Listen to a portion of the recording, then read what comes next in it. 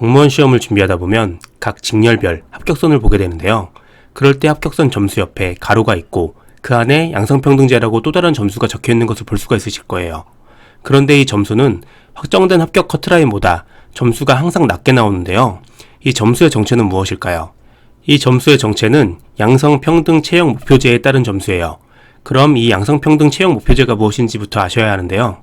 간단히 얘기하게 되면 공무원 시험에서 합격자가 특정 성별에 너무 치우치지 않도록 방지하는 제도이죠. 현재 기준은 합격자의 30%로 지정하고 있는데요. 각 직렬의 70% 이상이 특정 성별일 경우 다른 성별에 가산점을 주어서 30%를 무조건 맞추는 제도라고 보시면 됩니다. 예를 들어 볼까요? 선발 인원이 199명인 직렬이 있는데 점수대로라면 여자 합격자가 150명이 나왔고 남자 합격자는 49명이 나왔다고 칩시다. 그런데 여기서 여자 합격자가 70%를 넘어버렸기 때문에 양성평등 채용 목표제가 작동이 되는데요.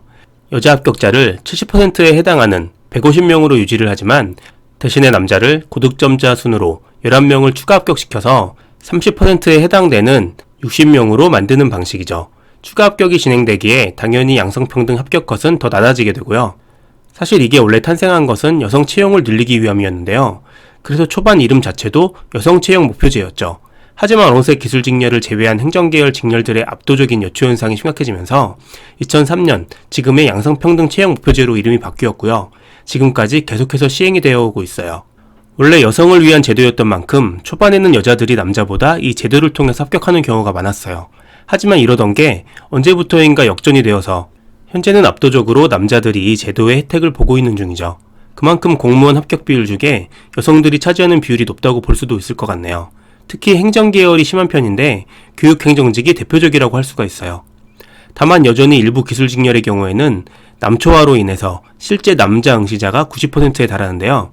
양성평등 채용제도로 인해서 30%를 까이고 시작하는 경우도 존재하기는 합니다. 다만 이 양성평등 채용 목표제가 다 적용이 되는 것은 아니고요. 5급에서 9급까지 공개경쟁 채용 대부분이 적용되기는 하지만 일부 직렬은 기준이 낮거나 적용이 되지를 않아요. 검찰 사무직의 경우는 30%가 아닌 20%까지만 적용이 되고 있기도 하고요. 남녀 구분 채용을 하고 있는 교정직이나 보호직 등은 적용이 되지 않죠. 그리고 선발 예정 인원이 5명 미만일 경우에도 마찬가지로 적용이 되지 않고 있고요. 정리해보면 다음과 같습니다. 첫째, 양성평등 채용 목표제는 특정 성별에서 30% 이상 합격이 되지 않을 경우 추가 채용을 통해서 30%를 만들어주는 제도다. 둘째, 원래는 여성들을 위한 제도였으나 현재는 남자들이 더욱 많은 혜택을 받고 있는 제도다.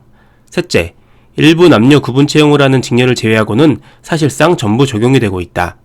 이 정도면 공무원 양성평등 채용 목표제에 대해서 궁금하셨던 분들은 어느 정도 궁금증이 해결이 되셨을 듯한데요.